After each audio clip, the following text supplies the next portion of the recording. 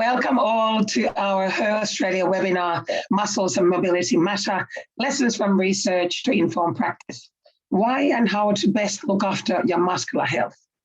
It is fantastic to welcome you all back to our first 2021 webinar. We are actually breaking a record here as we have close to 350 participants from 21 different countries, from Europe to Africa to Australia and New Zealand. So yet again, we're breaking a record here, and I'm very grateful that all of you have joined us. In the spirit of reconciliation, HUR Australia acknowledges the traditional custodians of country throughout Australia and their connections to land, sea and community. We pay our respect to their elders, past and present, and extend that respect to all Aboriginal and Torres Strait Islander peoples today. My name is Tora Karahari-Huisman. I'm from HUR Australia, and I will be your MC today, as last year. Our topic today is more valid than ever before after very much increased inactivity of last year. Muscle loss sarcopenia is surprisingly still often misdiagnosed and untreated despite all the knowledge. Yet it is our muscles that can aid in the prevention and treatment of most chronic diseases, including diabetes and even cognition. Furthermore, it's important to realize that muscle loss is one of those things we cannot treat with medication. We only can have a high protein diet and also do exercise training to keep our muscles alive. To discuss the hot topic, we have two fabulous speakers. Professor Robin Daly from Deakin University in Melbourne, with decades of research and clinical expertise on the topic, and also Accredited Exercise Physiologist Richelle Street from Blue Care, with close to 10 years of clinical experience in the area. Now, before we get started, some house rules. During the webinar, all the attendees' microphones will be muted and also the videos disabled. But during the webinar, there's a Q&A section at the bottom of your screen will be open to all of you. So while the speakers are talking, please write your questions, as in the panel, after both the presentations, we'll be going through all those questions. Now, it is likely that if there's a lot of questions, we can't answer all those questions. But in the same panel, in the bottom of your screen, you can see a thumbs up button. But if you click on the thumbs up, that increases the importance of that question. And then that shows me that that's an important question that many people would like to have answered to. So ask your questions, don't be shy. Sometimes we get heaps of questions and sometimes not too many. And you can also have them without your name or with your name. And all those written questions will then be posted on our website with the answers. And if we run out of time, then Robin and Richelle can also answer those questions after the webinar. We might be answering some of them during each other's talks, but also they can have the chance then to answer them afterwards. So keep the questions coming.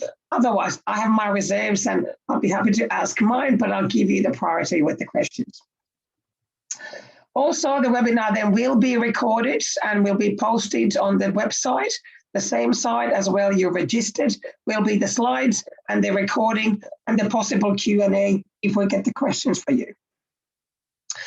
Now, without further ado, it is time to welcome our first speaker. Professor Robin Daly is the Chair of Exercise and Aging at Deakin University here in Melbourne.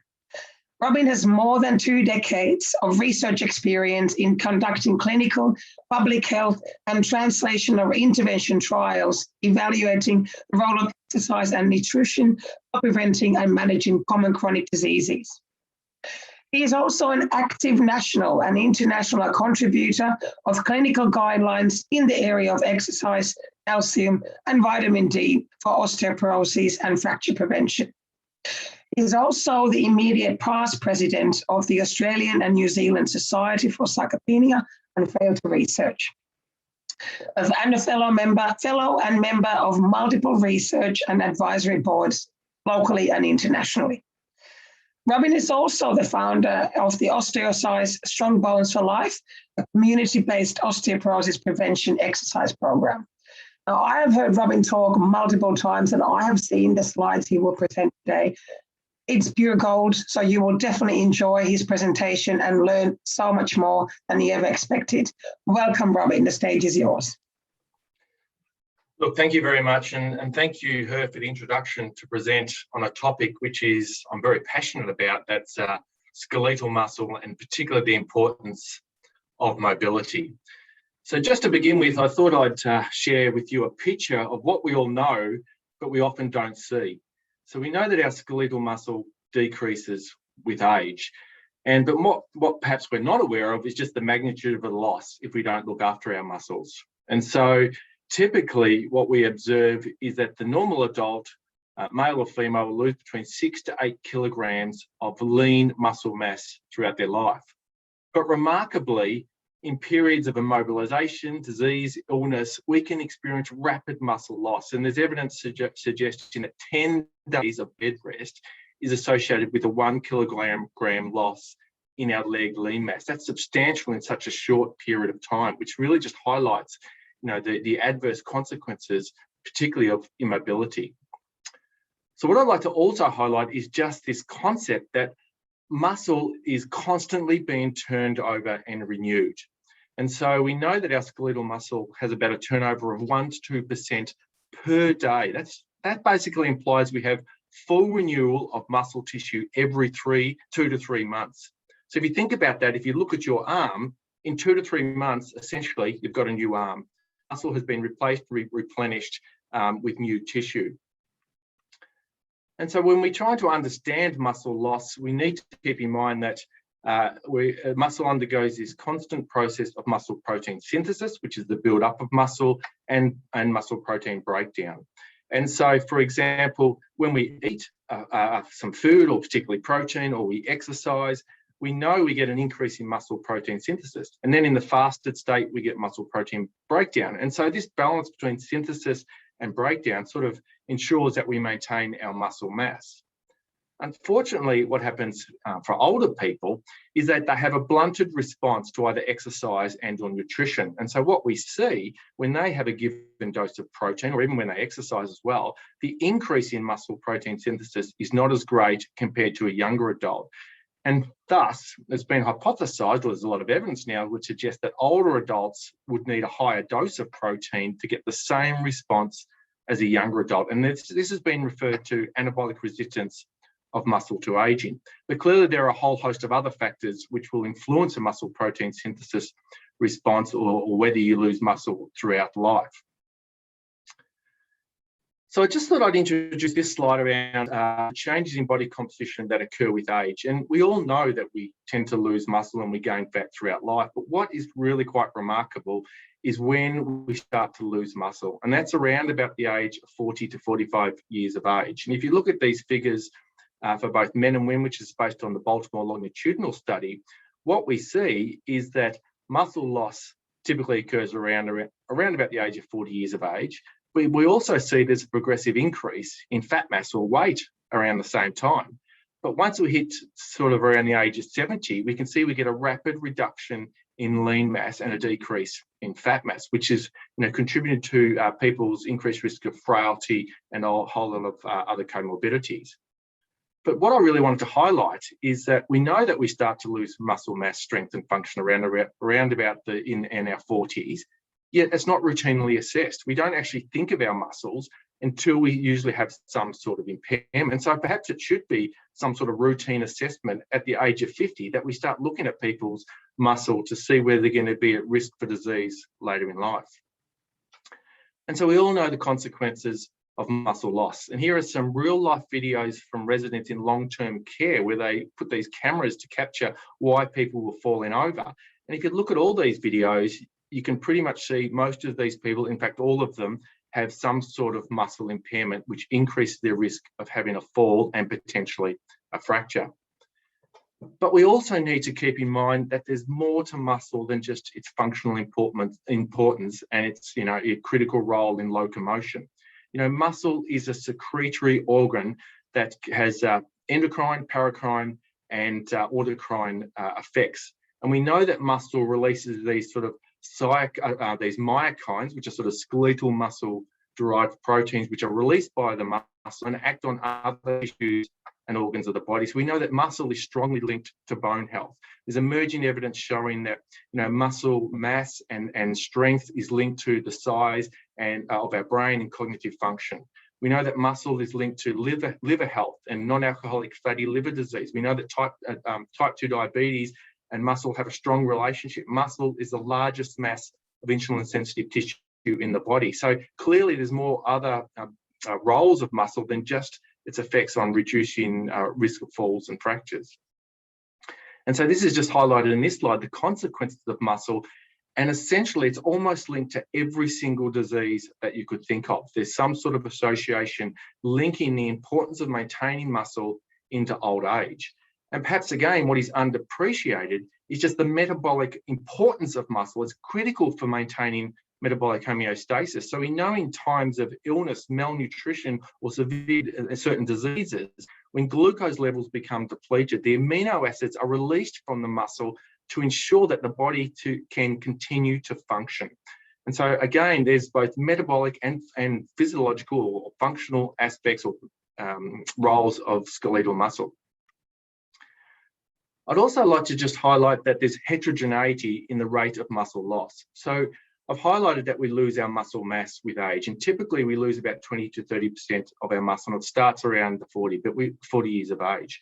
But we also lose our muscle strength. And interestingly, the rate of loss in muscle strength is about twofold greater than the loss in muscle mass. And you can see you can lose up to 50% of your muscle strength throughout your lifetime. Coupled with this loss in strength and mass is the deterioration in physical performance or our functional capacity. And again, we can have a 50% reduction in our functional performance. And this particularly becomes evident in our older age after the age of 70 years. So questions have been raised about, okay, which one should we really measure? Should we measure all of them, or is one more important than the other? And it really depends on the outcome you're looking at. So here's a nice study which looked at the influence of having low muscle mass or low muscle strength on disability. And what you can show, or what this graph shows, is that those people that have low muscle strength are a 2.2-fold increased risk of having sort of physical performance or functional disability compared to just low muscle mass alone. We're not saying that low muscle mass is not important, but strength is a clinically important outcome for functional measures. Similarly, here's some work that we've done with Mark Sim over in Western Australia, where it was a 9-year follow-up study. We're able to look at measures of appendicular lean mass, that's your muscle mass, grip strength, and timed up and go performance as a measure of function, and looked at which of these were associated with your risk of dying or fall-related hospitalisation. And what you can see, or what these two studies showed, was that having low grip strength and having poor gait speed, or your timed up and go performance, were the strongest predictors of mortality and hospitalisation. Now, again, I'm not disregarding the importance of maintaining skeletal muscle mass, but we need to consider it's not just mass, but these strength and functional aspects which are also critical. And I guess this has really led to this concept or this new clinical condition formerly called sarcopenia. Now, sarcopenia was traditionally considered just a disease associated with low muscle mass, but it now basically incorporates a progressive and generalized loss of low muscle mass, strength, and function. The challenge we are currently faced with is there is no uniform definition and criteria that internationally everyone has accepted to define sarcopenia and what cut points and criteria we should use. However, most of them generally recommend a measure of muscle strength, and that can be grip strength or a sit-to-stand time. You can see some cut points for some definitions outlined on this slide. Low muscle mass, typically measured by DEXA or by electrical impedance, and in that case, we typically look at the appendicular muscle mass, so the lean mass in the arms and the legs, where most of the skeletal muscle is located. And we have a measure of impaired physical functional performance. And typically that's a measure of usual walking speed or the short physical performance battery test, which includes 3 different measures. So there's different definitions, as I mentioned, available. Some recommend you measure muscle strength first. If strength is low, you've probably got sarcopenia. Then you measure muscle mass. If you've got low muscle mass, then they would classify you as having sarcopenia. And if you also then have impaired function, they would consider you having severe sarcopenia. Still further work is needed in this area, but I think we need to be considering all these 3 parameters in our practice. Again, if you don't have access to all those tools, there's more work trying to identify some screening tools which are available for sarcopenia. One particular tool which there's been a growing body of research on is called the SARC-F. It's a self-administered screening tool, has 5 questions, and the current guidelines would indicate that if you score 4 or more on these from these questions, you'd be at increased risk of having sarcopenia. There is more and more evidence suggests that if you combine the SARC-F with a measure of calf circumference or calf girth, that might improve the predictive ability of sarcopenia. And there's some cut points which have been published around what might represent moderate or severe, I guess, muscle mass as a surrogate estimate using the calf circumference, which are shown for males and females in the blue and the pink on this slide. So we know that we lose muscle with age, and there's a remarkable study which highlighted the muscle biopsies and basically extrapolated that we possibly lose 40,000 individual muscle fibers from the quadriceps per year beyond the age of 50. But in addition to the changes in muscle fibers, there are also nervous system or neural changes. And there's evidence showing that we lose around 40 to 50% of the motor units. So the motor units basically consist of the motor neurons that innervate the various muscle fibers. And so there's changes in our fibers, our size of our muscles, the strength of our muscles, and there's also these neural changes which we need to take into account. And so these neural changes are often not considered, and they really come down to, is there a failure to communicate? Does our nervous system fail, and is that contributing to the increased risk of sarcopenia? And here's a fantastic study done by Clark and his colleagues where they recruited people who had weak muscles versus not weak muscles or weak muscle strength. And they then looked at these various nervous system elements. And one of them was the ability of the participants to, or the percentage of voluntary inactivation of the muscles. And what they showed, if you compare to the weak versus the non-weak person, the weak person had a decreased ability to fully activate the leg muscles. Then they looked at this another measure called a remote evoked potential using a TMS machine, which basically looks at the excitability of the nervous system from the brain down to the muscle. And again, you can see the weak person had a lower MEP, which basically means they had decreased neural drive to the muscle. So sure, we get changes in our fibers, but there's changes in the neural system, which we have to consider. And perhaps we need to think about that when we're designing programs. Can we design a program to optimize, neural drive and neural function to maintain physical function? And this really comes down to a key concept, which is often not considered in many of the sarcopenia definitions, and many people don't consider it in their normal practice. That's muscle power. So muscle power loss is greater than muscle strength and or muscle mass, and it starts to occur earlier in our life than either of those two. So if you can look at this particular study in both men and women, looking at maximal power and functional power, we can get a 50 to 60% loss or even greater in our muscle power, the ability to produce force quickly. And this is related to a whole host of factors, but one of them is this preferential loss in our type 2 fast twitch muscle fibers.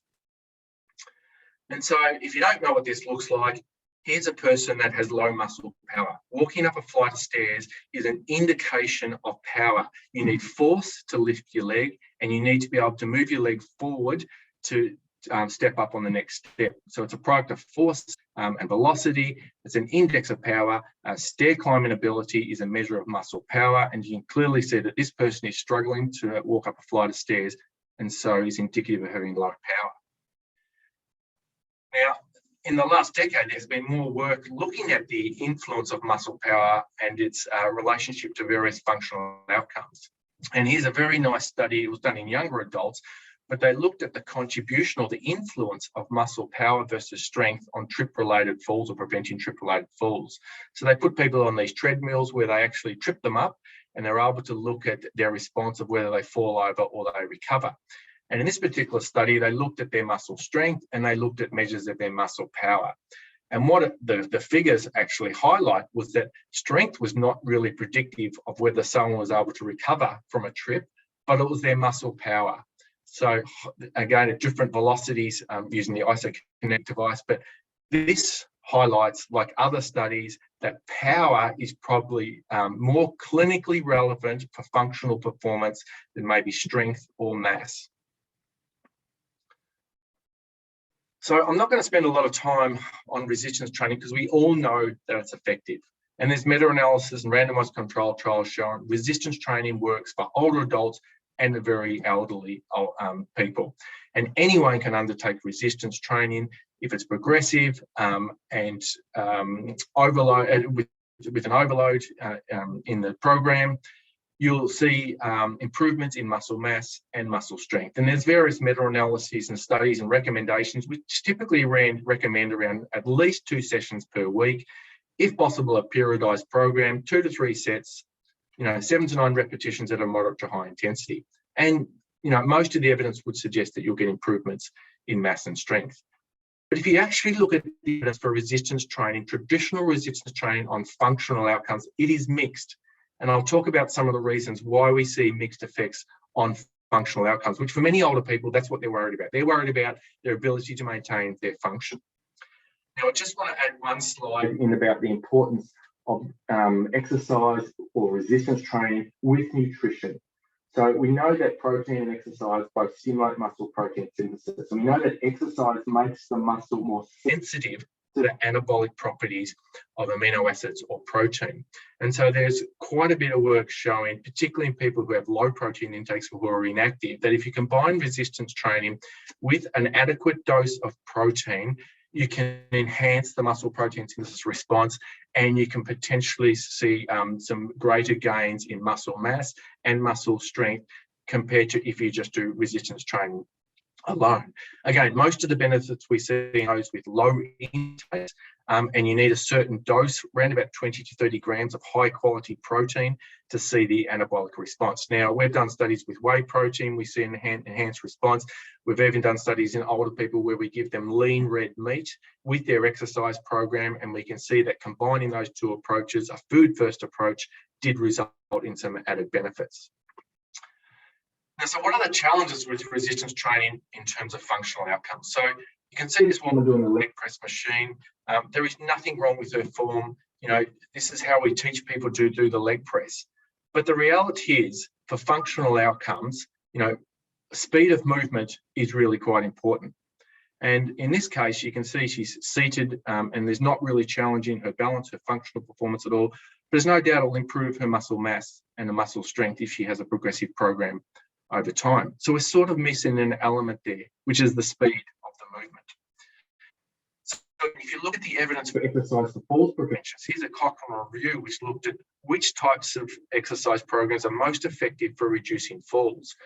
And as you can see, stepping interventions are particularly effective. And think about a stepping intervention. That involves moving your leg rapidly, stepping in time with music, which has some elements of power to it.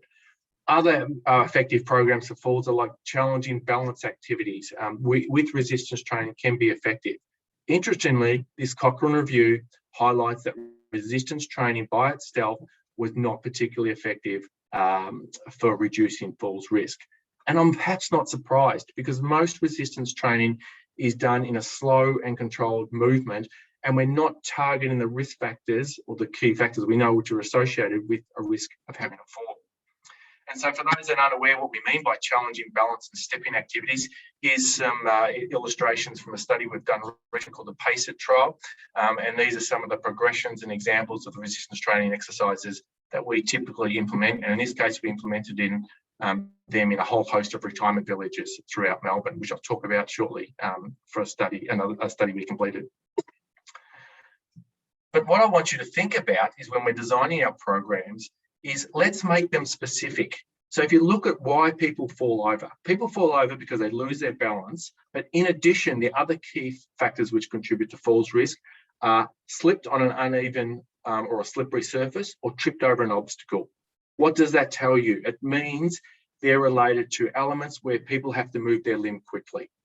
And so what we should be thinking about is designing some programs for certain people where we're trying to improve movement speed, and power training incorporates movement speed, moving force quickly. And essentially what power training does, you perform the lifting or the concentric phase as rapidly as possible. And there's certainly a growing body of evidence showing that you get greater functional benefits with a power training program compared to a traditional resistance training program. And you can use certain machines, which I'll discuss, to do power training, but you can see even this gentleman doing the step up, he's trying to do that quickly to try to elicit some muscle power with a weighted vest on. And there are some real benefits, real clinical benefits for power training, which I'll highlight shortly. So I just want to illustrate the importance of power training, or the concept, by highlighting the force or load velocity curve, which many of you may well be aware of. So essentially, with the force velocity curve, we know that as the load increases, the ability to produce a fast movement decreases. And similarly, as the load decreases, we can move a given load more quickly. And so this force velocity curve dictates what our muscle power will be. And you can see here in the graph that blue region represents sort of the optimal load or optimal range, which might be critical for enhancing muscle power. But what does that mean from a practical point of view? Well, here's some examples. So getting out of a chair for older people, that often requires a maximal effort for them. There is a fascinating study which showed that for an older person to get out of a chair requires 88% essentially maximal effort, like maximal force. And so for them, what type of program are we trying to design here? Really, we could design a program where we're trying to improve their strength and their power to get out of the chair. And so we could have a high load program, which will optimize their ability to improve their strength of their quadricep muscles to get out of the chair, but they're going to have a lower velocity.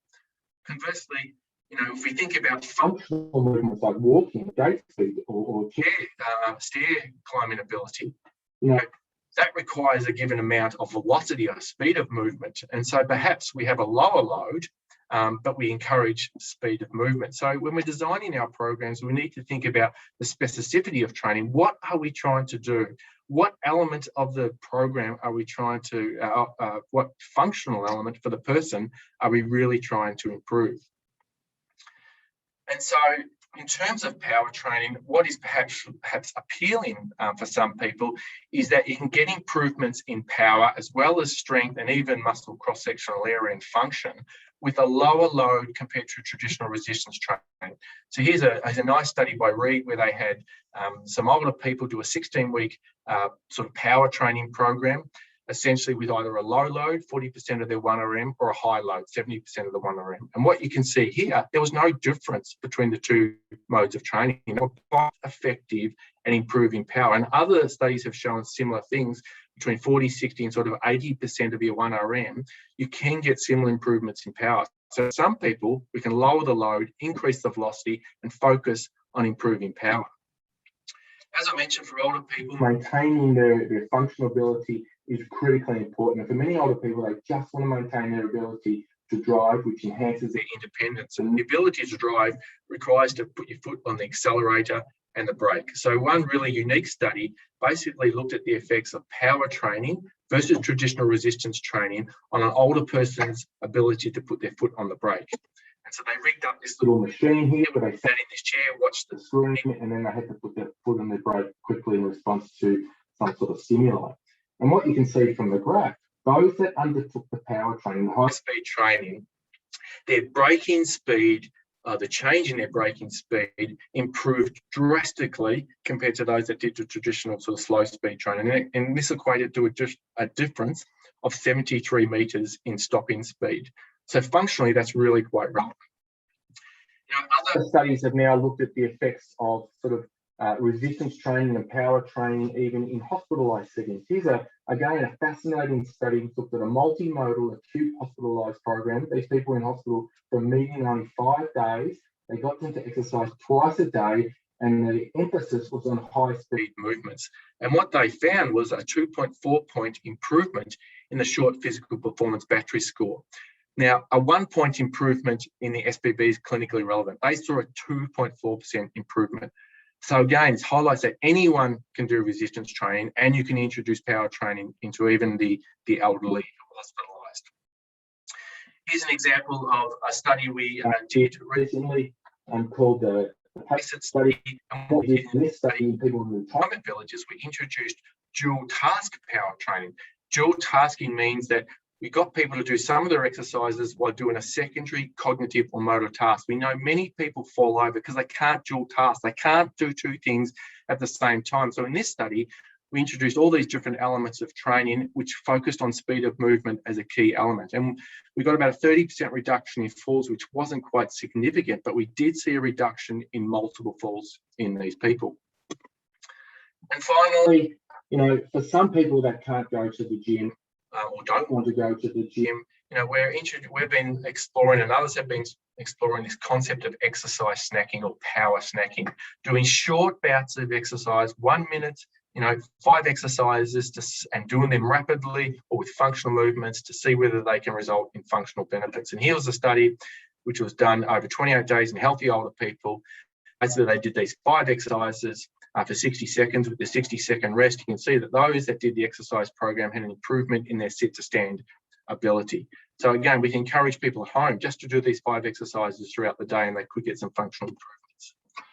So on that, my take-home message is that, you know, sarcopenia or muscle failure is a disease that we now need to recognise, and we should be considering assessments of muscle mass, strength and function, because they provide us with a wealth of information about a person's sort of health status and where they're going to go into the future. We need targeted and personalised programs. You know, we know that muscle loss is heterogeneous. I think speed and power should be a greater emphasis for older people because they are functionally very relevant.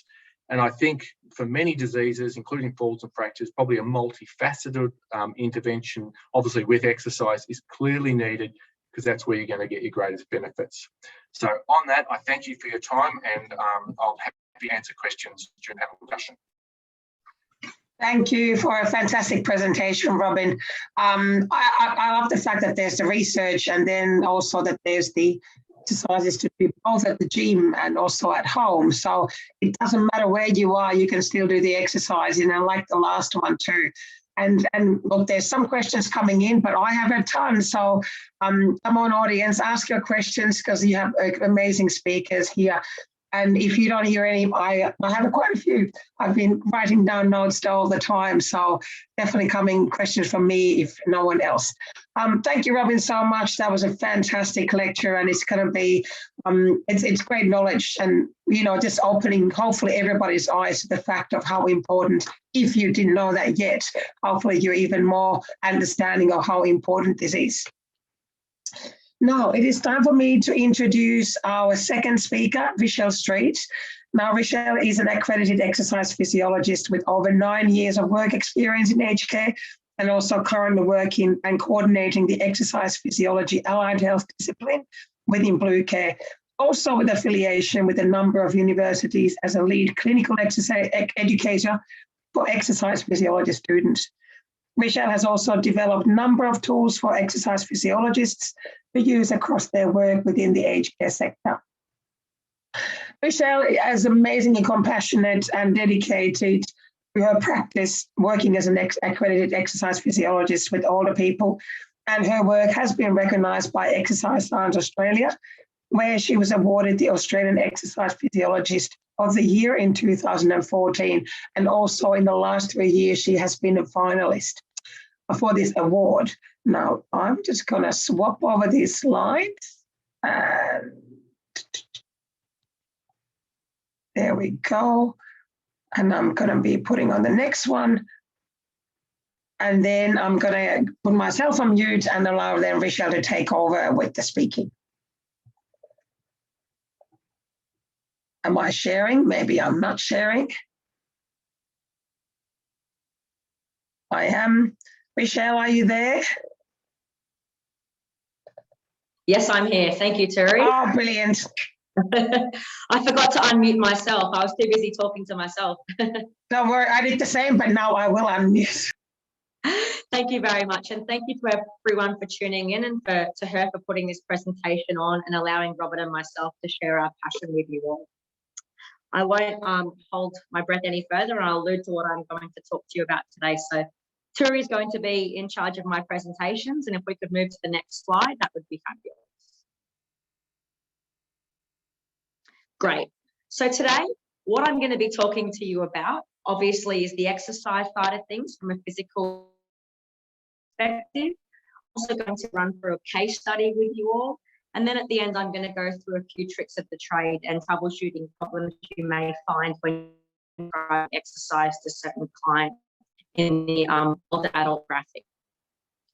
So as Robin alluded to very clearly in his slides, what we're trying to address and what's a huge issue with the elderly is the physical function impairment. And as you can see looking at this slide, it's not just a simple statement, it's a combination of sarcopenia, the disease itself, and also the notion of frailty. And when we discuss frailty, we're not only looking at muscle mass or weight loss, we're looking at frailty in a way that someone's excessively fatigued, they may be socially isolated, they may have a cognitive impairment and other deficits that are noted, as well as their sedentary behaviour lifestyle.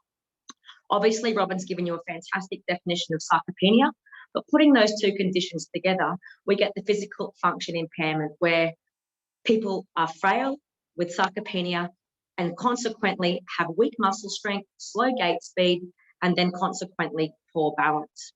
Of course, all of this, which we're trying to address with structured, effective exercise moving forward. Okay, so as we know, food is medicine. As exercise physiologists, we practice exercise as medicine. And when we're looking at putting exercise in our week, I like to use this analogy or this pyramid of what people should be doing where and how much of certain types of exercise or activity they should be doing within their week. So obviously we want to be encouraging incidental activities. So getting up, checking the letterbox, getting up, walk to the shops, walking your dog, parking further away as much as possible, because that limits our sedentary behaviour and our sitting time as a whole. Building up towards the guidelines, we want to be achieving cardiovascular or aerobic exercise, approximately 30 minutes a week. Now, this can be individualised or in a group environment, such as dancing and bowls, which I know is popular with several of my clients. Moving above and certainly not overdoing it, we want to be doing strength training, as Robin alluded to, at least 2 times a week, and combining that with flexibility activities to keep ourselves mobile. I'll go on to examples of what each of these modes are later on in my presentation, but this just gives us a nice picture of how much in comparison to certain modes of exercise we should be doing. And then of course at the top, we want to be minimizing that sitting time for as much as possible within reason. Of course, we want rest, but we don't want a sedentary lifestyle all day, every day, for every hour of the day.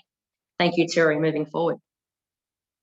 Okay, so the key areas when we're looking at a strength, exercise, balance, aerobic exercise programs are in a nutshell in this slide. So when we're looking at strength hypertrophy training, we're looking at resistance training and weight-bearing training. When we're looking at improving someone's aerobic capacity or maybe their muscular endurance, not so much their strength, we might be looking at walking, cycling, swimming, activities that are continuous in nature and don't necessarily go by the rest set prescription.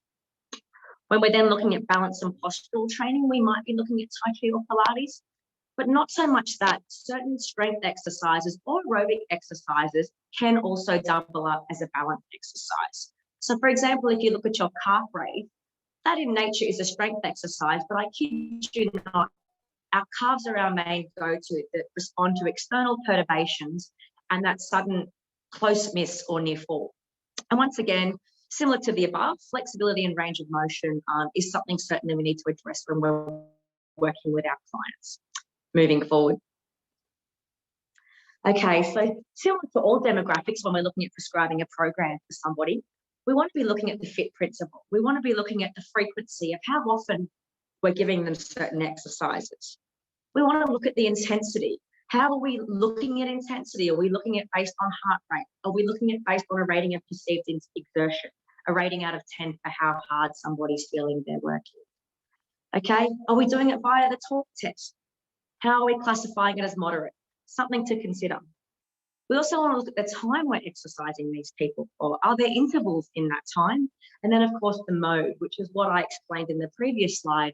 Are we doing primarily aerobic? Are we doing strength? Is there a power component that we now know is important within our prescription? Now with our prescription, once we've got the program that we think is most suited to this particular client or group of clients, it's not as simple as just giving somebody a program. we really need to look at the big picture with our prescription and look at the environment, like Robin alluded to, that they're exercising in. If they're exercising at home, is there sufficient light? Are there rugs on the floor that may provide a trip hazard? Are there power cords on the floor? Or if you're in a clinical setting, has the gym been cleaned? Are there cords lying on the ground that haven't been taken down? Okay, we want to make the environment as safe as possible. But also, too, environment isn't just what we're seeing, it's where we're located. If people cannot transport themselves from one gym to a home environment, well, that in itself creates a barrier to our prescription. Of course, we want to look at technique. So there's no point prescribing an exercise if once we prescribe it, the technique isn't being able to be executed effectively. And also to recovery. And that comes into nutrition, as well as exercise, as well as rest. So recovery isn't just having days between exercise programs or certain types, sets, reps of exercises. As Robin alluded to before, checking in on someone's recovery and their nutrition. And if, they're getting that protein intake. And last but not least, definitely a pain is a consideration. As people get older, they're more prone to osteoarthritis, osteoporosis. Back pain is very, very common. So we want to be also considering their levels of pain. We don't want to push people through pain. We want to work below their pain threshold and not exacerbate their pain levels without prescription moving forward. So when we're looking at exercise prescription for osteoporosis, poor bone density and sarcopenia, as we alluded to before, we want to be still exercising them on the majority of days of the week for at least 30 to 40 minutes a day. But of course, we want to be providing variety. And we know with osteoporosis, it's related to bone density. And we know with bone density, the key is weight-bearing exercise. Being weight-bearing exercise, we want to make sure it's moderate. It's not vigorous. We don't population. We want attention and we want gradual increments over time. And of course, we want to be safe, as we know these people have a low bone density to begin with and are prone to fractures. If we are doing any sort of impact activities with this particular demographic, we want it to be low to moderate and not vigorous impact for the reasons I've stated earlier. As Robin alluded to, stair climbing is very, very important for pretty much all clienteles. It's functional, and in that way too, we can train power. I haven't met a single person that doesn't have a step in their home, whether it's from the ground to the front door, from the gutter of their garage to the driveway, or simply into a clinic, into a treatment room. There are steps everywhere, and training people in a functional way allows them to engage in their community and incorporate stairs into their strength and power component of their well-being. Also too, and it's not necessary, but if we're looking to train people in balance and we want to make it stimulating for them, Tai Chi is a great way to do that. But also too, there's some simple balance exercises people can do at home and in a gym environment, such as heel to toe walking, single leg stands, and sideways stepping. Now, I'm well aware that this isn't necessarily addressing weight-bearing exercise, but as you can imagine, people with low bone mineral density and low muscle mass are very prone to fall. So giving them some sort of balance component within their program certainly does no harm and educates them from a balance perspective and confidence on their feet, hopefully building that up moving forward. Thank you, Puri. Okay, so when we're looking at our program as a whole, there's some simple principles we want to make sure we're addressing. We want to make sure we're addressing the whole body. Okay, yes, osteoporosis is quite specific, but obviously we want to address the person as a whole. Okay, similarly before, you might see on the third point here, you might be like, well, before you said 3 to 5 times a week. Well, we want a conditioning phase. We don't want to throw people in the deep end when we get them into exercise straight away, because there's that learning curve with exercise. So I usually start with 2 to 3 times a week when I'm prescribing a home program and 1 single set, and then hopefully building up to those guidelines at a later date of 5 days a week and resistance training of 2 sets. Okay, once again, we want moderate intensity, we want weight bearing, but we also want aerobic as well. So we're looking at the whole picture and several modes of exercise prescription when we're looking at the program. Okay, now similarly to when we spoke about strength training, we know that when we do strength training, it doesn't necessarily mean adding in more time or duration to our program. We can train power within that same certain exercise, which I'll talk about later. It's just about changing how we do that exercise. And then we not only get gains aerobically and strength, we get them from a power perspective as well, which, as we've heard earlier, is so critical to fall prevention. Specifically too, I like to really make sure when we're training balance or we're training strength, there is a dynamic component, because let's face it, in real life living, we're not stationary. When we're walking, we're moving, we're responding to things from different directions, whether they're coming from behind us, whether they're to our left or right or directly in front of us. And we need to train people for that in real life settings. So we train them in a dynamic way, whether it's single steps with one foot or stepping in different directions and then moving back to their central mass base of support. We want to replicate their day-to-day activities as much as possible as we can within our prescription.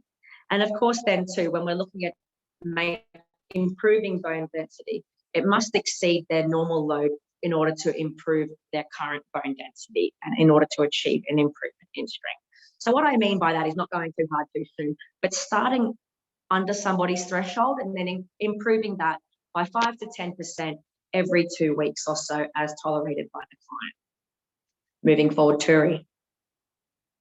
Okay, so this summarises what I've spoke about just previously, and I won't go on too much more because we've got a lot of exercises to talk about.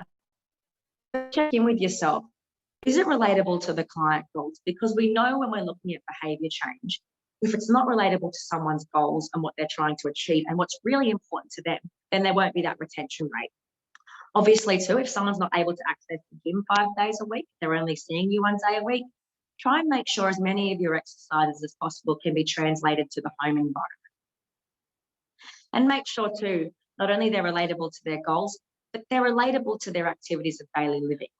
That's why I love the chair stand so much, which I'll talk about later. Once again too, always ensure you have a strength component in your program regardless of the condition, because once we've built in the strength component, then hopefully with time we can train power, which we know that's when most of the gains are at. And once again, you know the benefits of dual task training, not only for balance, but also for that cognitive component and preventing further memory loss and cognitive deficits. Thank you, Turi. Next slide. Okay. In order to ensure client safety at all times, obviously, I may be stating the obvious to many, but ensure we're considering the client's history. Ensure we're considering their fatigue levels. Ensure we have the appropriate equipment. And like I said about prescription, we've looked at the environment. We've removed trip hazards. If we're running a cardiovascular group or we're running a diabetic group, we've checked our blood glucose levels at the start and our blood pressure so that we know people are safe to exercise. But also too, considering whether people are more group people or individual people and prescribing them in that environment accordingly. Thank you, Turi. Okay. So now we're looking at the home exercise program and moving on when we're doing it, and I'm summarising myself again, but making sure it's safe, making sure we're targeting those components of fitness, strength, aerobic, balance, flexibility, and once again, that program's transferable. I personally love the use of, gym equipment in the gym, but also then prescribing a TheraBand for clients in the home, as it's a very versatile piece of equipment that they can use and progress exercises accordingly. And once again, it's also a great tool to train power with, which you'll see later on. Moving forward, thanks, Turi. Okay, so this here is a typical case study that I see on many, many occasions. So as you can see, we're working in that aged care population. They've had a recent fall where they've fractured their back, and now they've got shattered confidence where they can only walk a very short distance and have now adopted a walking aid as a way to get out of home. Okay, they were engaged in physical activity in the community, but their goals are after this fall is simply to minimise their falls over the next 12 months. And by doing that, it's extremely important that they improve their leg strength and most importantly, confidence on their feet. Because once we improve that confidence on their feet, we'll improve their attention to exercise and their engagement. Once we lose that confidence, people disengage with exercise. Okay, moving forward. So when I get a case study like that, this is a typical example of a program that I would prescribe for such a client. As you can see, I like to get people walking to start with, to warm up. And then when we get into the program, I like to always start with a chair stand, that whole big body movement. But once again, how functional is that to the activities of daily living? It really hits home the message when people struggle getting out of a chair that they need to be here. They need to address their deficits in strength because they know that a chair is at their dinner table at home. They know a chair is at their local GP practice. And if they can't get out of that chair, that it's gonna be a downhill show pretty quickly. In order then to maintain good strength for the chair stand, there's other exercises such as the seated knee extension, standing side leg raise that help complement that exercise. Furthermore, I like a TheraBand row and a TheraBand chest press, as these can be done at home as well, providing someone's got a fixed pole at home. Step-ups, as Robin alluded to earlier, are great in training dynamic balance, but we can also train power later on. A heel raise in relation to training our calves, which we know are the main driver in responding to external perturbations. Marching, once again, to just break up a program with aerobic coordination. And if you're looking for coordination, I often do opposite arm and leg and marching on the spot with my clients. Now, I know it sounds simple because when we walk in a straight line, we do opposite arm and leg march as we walk forward. But when we do this with people stationary, you'd be surprised. Within about 10 seconds, 60 to 70% of people will automatically go back to marching with their arm and leg lifting on the same side. So it's addressing that feel of needing to focus on when we're exercising.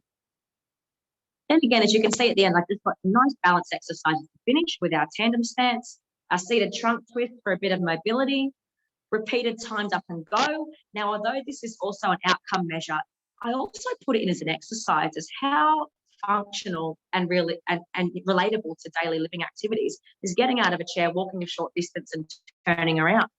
People do that when they're at the doctor's surgery. People do that when they're at the dinner table, when they're at the couch. It's very, very transferable to their home environment, which really hits home the message of why they're here doing it and training and getting better at that activity with you. And then just some nice stretches to finish. And hopefully that's making you realise how holistic a program is, but it really targets those key areas moving forward.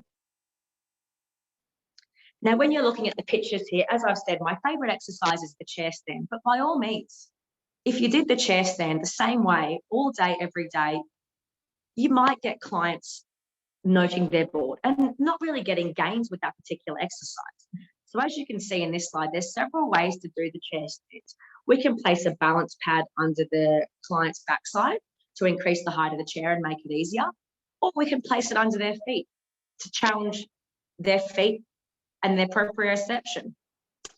We can also too make a client hold the weight so that there's more weight to transfer against gravity. We can also have a chair with or without hands. There's so many ways we can progress or regress the chair stand, but it's a really functional exercise. However, when we get to the gym, it is very, very important that we relate them and try and progress them in a way possible that we can do with more gains and more site-specific gains in relation to the chair stand. And that's why I really like the HUR equipment. It's simply a chair stand, just with a different plane of gravity. And why I really like the chair stand as well is I always train one leg at a time when I'm doing the leg press, as I know my clients can't stand up just using one leg, but by training one leg at a time, we're putting less strain on the pelvic floor.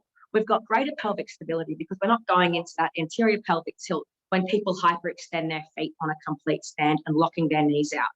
So if and when you can get to a leg press and you can have the option of doing a single leg press as opposed to double leg press, I highly encourage it for those reasons moving forward. Another great exercise for balance, your calf raises and your leg extensions. And once again, very transferable to the home environment and getting that lower leg strength and balance muscles working. But once again, in the gym, if you've got the option of a leg strength machine, please use them.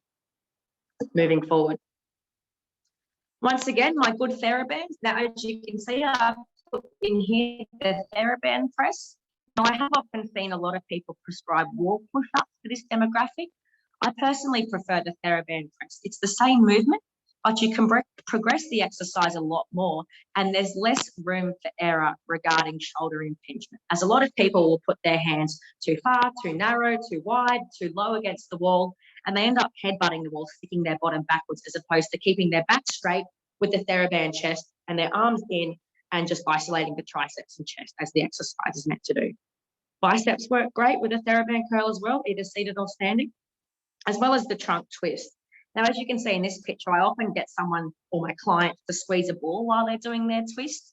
This just provides that extra addition. It's a dual task exercise, as Robert alluded to earlier, but it activates their adductors and it creates that pelvic stability. around their pelvic girdle while they're rotating their trunk. So they're less likely to injure themselves, but they're getting more gains from the exercise as a whole without increasing the duration of the exercise program itself. Moving forward. Step-ups. Well, Robin said it all, hasn't he? How important are step-ups? Now, step-ups, we can progress them based on whether we're stepping onto a soft to hard surface, whether we do or don't have hand support, whether we step up with ankle weights, whether we step up with speed, whether we step up holding onto a dumbbell. There's so many ways we can progress the step up, but as we know, it's dynamic. It's a dynamic way to challenge balance, and it's functional. Now, as you can see here, this gentleman's actually quite progressed with his step up because he's holding onto a stick. That stick is not stable. So obviously he's provided that extra challenge by not having a stable base of support to hold onto when he's doing this exercise. But for the majority of my clients, when they're not at this level, making sure a handrail is safe at all times to increase their confidence with the step up is definitely crucial and highly recommended. Moving forward. Okay, now just looking at the HUR equipment here, absolutely fantastic, phenomenal equipment, and those that use it know this, but it doesn't mean they should only be exercising 1 day a week and those muscles can only be exercised 1 day a week if they can't get to the gym. As you can see, we've got the equipment on the left here. It's clearly what most of the equipment, what muscles are used with certain pieces of equipment. But we can also replicate that in the home environment. As you know, with a leg extension or a curl, all we simply need is a chair or a kitchen bench. And we can progress this based on the speed of the movement or simply purchasing ankle weights or even filling up a stocking with some rice and tying knots in it and tying that to the client's ankle. If they're struggling to locate certain ankle weights, if it's coronavirus and everyone's running to the shops to get their exercise gear for home, we can certainly think outside the box and make any weight to strap around the ankle and provide that load and then train strength and then train power. Leg press once again, chair stand, chair stand, chair stand. It's what keeps them safe, it's what's functional, and it's what they relate to in regards to optimizing their independence, okay? Now moving on to tricks of the trade, just finishing up here. Look, I can't emphasize enough. It doesn't take long, but check in at the start of each session. Hey, has anything changed over the past 2 weeks? Have you had any vaccinations? Have you had any falls? Have you seen your GP? They'll tell you, and it's important to document. Of course, too, considering the line of gravity when you're exercising, okay? You can see that with the chair stand versus the leg press. You'll get slightly different gains based on which line of gravity you're working with. Considering, too, the benefits of using dumbbells versus TheraBands, using pin-weighted machines versus pneumatic pressure and how they compare accordingly. I also, too, like to emphasize the point in the first time you're seeing a client, it's always best to under-prescribe and then builds up in your second session, rather than aiming high only for your client not being able to do what you prescribed and then have them lose confidence because they feel like they've let you down, which they certainly haven't. But it's best to just see where they're at, work below somebody's threshold, and then build up and improve that confidence within the next few sessions with them. Also, too, when we're looking at balance, can we change what they're standing on? If they don't have a balance pad, get an old pillow. Use an old pillow as a balance pad at home. Get people stepping on and off an old pillow, standing on a pillow with their eyes closed, standing on their toes with a pillow, standing on a pillow. It's such a practical way to challenge external perturbation, to challenge those balance receptors in our feet. And once again, if we're not using our feet and feeling where we are we looking where we are? Keeping our eyes open or closed has a significant effect on our balance moving forward. So thank you very much. That's the client and myself. And as you can see, this particular client, very close to my heart, but been exercising with me for over 4 years, and we've pretty much gone from, I think, around 8 to 9 chair stands to about 14 or 15, and that's with 3 years of aging. So we have incorporated some power training when we've used the HUR equipment, and we have done chair stands in many ways. And we have trained those muscle groups that help us maximize the chair stand movement itself. But gains are possible in this demographic. Age certainly is just a number, and it's something that with effective prescription and understanding around how the body and muscle mass and frailty component works, we can certainly make a difference in this world. So thank you very much for listening. I very much hope you got something from it. Thank you so much, Richelle. And to everyone listening, if you look at the website, under the slides, there's going to be Robin's interview, and there's also going to be the case study of the client Richelle was with. Look, we were running slightly behind, but I thought there was such a talks. I wasn't going to stop anyone talking because there was brilliant information, and I thought we can answer the questions later on. But I'll quickly take a look. I'll start with from the top. I think this one is a really nice one. I'd like to make an addition. There's from Prima has asked, does cycling help to prevent falls in the over 60s? And can I elaborate on that question? Because it often comes up people who are runners or walkers and they think that's enough. Can you both discuss what you think about cycling, running and walking and how that relates to falls and sarcopenia? Robin, you are on mute. Oh, I unmuted myself. Thank you. I can start off quickly to answer that question. Look, typically running, walking, cycling to a lesser extent don't really have great effects on our muscle mass or our muscle strength, typically largely because they're activities that we're usually accustomed to and they don't result in enough progressive overload. Cycling, look, has some benefits around muscle mass and potentially power, depending on the intensity that you undertake it for people. Really, it's because it's the repetitive nature of it, you're not going to get the progressive overload to really result in the greatest benefits to result in reduction in falls and fractures. And as we know, most of the cycling is non-weight bearing, so it's not going to have any benefits on your bone health. But I'll hand over to Richelle to have her part. Yeah, I totally agree with Robin. Like, it's very important to have a holistic program and, of course, train an aerobic component in someone's program. But if I had to choose what was more important in this demographic, whether it's strength or aerobic, or, strength, power or aerobic, I definitely go strength and power, simply because cycling and walking is great, but unless you have the strength to transfer to do that walk in the first place, what's the point in having a strong cardiovascular system if we're so frail that it's such a struggle to get up? So that's my answer to that question is it's better than nothing, but we can certainly, if we're really working on balance and sarcopenia, target it more towards that strength and power. Thank you for that. There's a few highly voted questions. The next one says, for Robin, any studies done on frail nursing home seniors to demonstrate improvements? Before I give you answering, I think one of our previous, I think it was a second webinar last year, we had Jenny Hewitt as a speaker. And Jenny did the study on the Sunbeam study, which looked at 16 residential aged care facilities and have 225 participants. They had 55% reduction in falls with a strength and balance program. So the person who answered, if you go to our website and look at these slides from Jenny and also the recording, then she's going to be talking about that. I'll let Robin and Richelle answer as well, just in case. Yeah, sure. Look, I totally agree. There's more and more evidence supporting the benefits of resistance strength training for people who are frail. And again, anyone can do this, and the types of programs can vary depending on what type of equipment or facilities they've got available. But what we often see with these people, because they start at such a low level, you introduced even moderate amounts of training and they see huge improvements and they see them relatively quickly. So absolutely, it should be routine care. Like, strength training should be routine care, like having breakfast and dinner. If we really want to improve health outcomes for people, particularly in residential aged care, but anyone that's concerned around frailty or sarcopenia. Okay, we have a few more voted ones. We have a question. Is there a specific outcome measure to assess muscle power?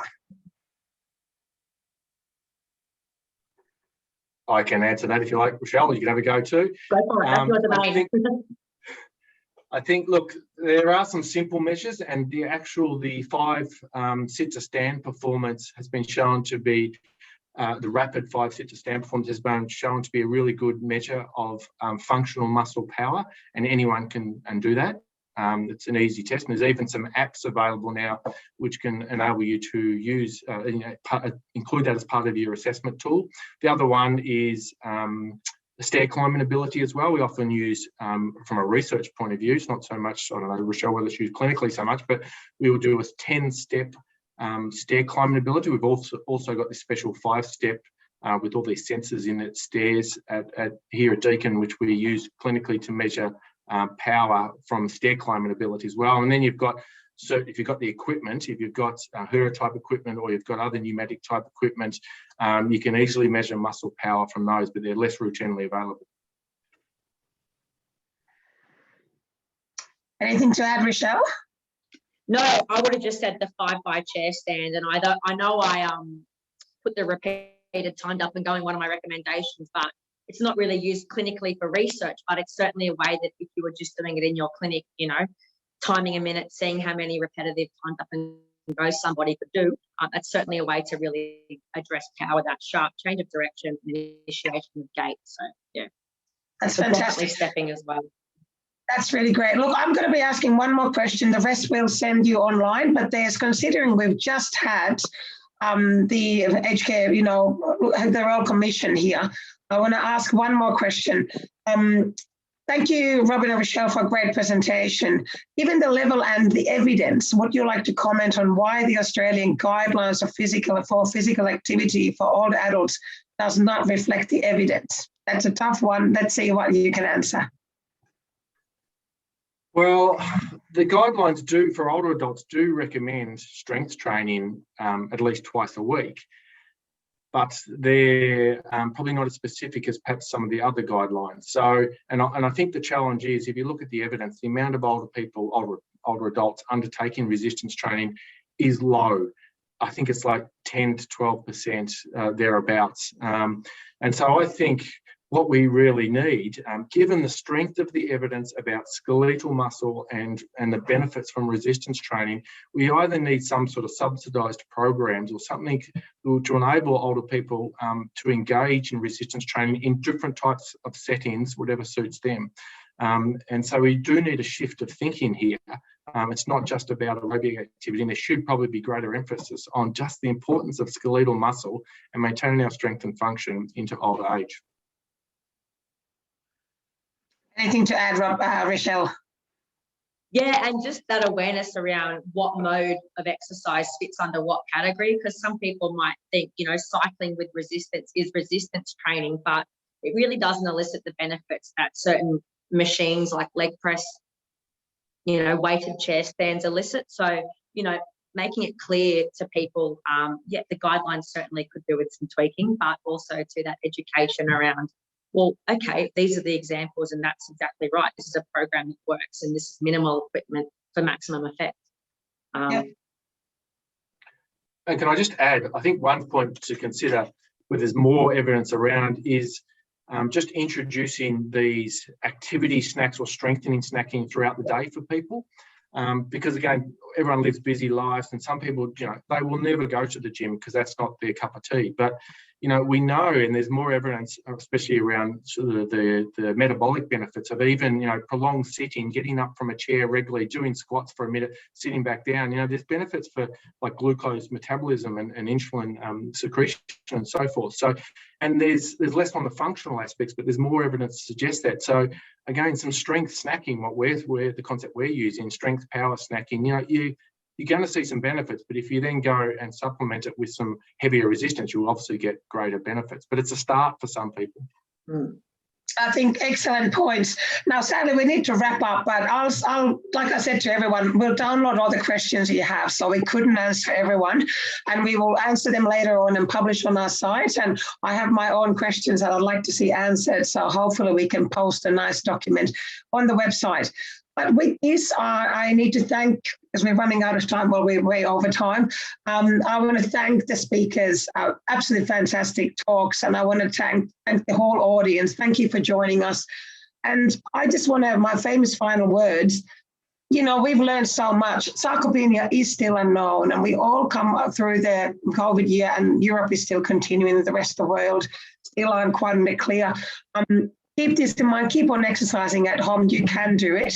And I would like to make all of you ambassadors against sarcopenia. So whether you're managers or research or clinicians or supervisors or users, please take these messages and spread them around, because this is, your muscles are there and no pill. There is no magic pill against muscle loss. There's only exercise and eating proteins. However, once you do those things, your muscles do become the magic pills against the chronic disease, against falls, against cognitive decline. So make it your work. There's a lot of people who really don't like the gyms, and I often see people saying, I would never go to the gym. You hear this, but try to get over that and start at home. Do the exercises. You can do it at home. All our podcasts webinars are there for you to listen to. They're fantastic speakers. All the slides are there. Become an ambassador for exercise. Become an ambassador against sarcopenia. Let's try to make a change. Let's try to make sarcopenia known. And with these final words, thank you again so much for joining in. Please send us your messages. Join us again when we'll do another webinar. And thank you again to the speakers, your knowledge. Thank you for your continuous work on keeping everybody healthy. Thank you so much, and we'll see you next time again. Bye.